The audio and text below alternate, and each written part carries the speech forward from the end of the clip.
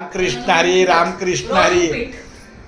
माझ्या दोन आया बघा इतक्या छान जेवतात. या ही माझी थोरली आहे. एकदम भारी आहे. एकदम भारी एकदम भारी होती. तिकडं जेवण होतं त्या दिवशी लेट झाला. डब्यात पण उपीटच बांधलं. म्हटलं तिथं थोडीशी चपाती खावा आणि उपीट खावा म्हणजे भूक नाही लागणार. अख्खे मूग तुम्ही त्या दिवशी आजारी होते ना त्यांना अख्खे मूग नुसते उकडलेले खायला दिले दवाखान्यात. माहितीये काही नाही होत. अख्ख्या मुगामध्ये सगळं विटॅमिन. तुम्ही नुसते उकडून खावा.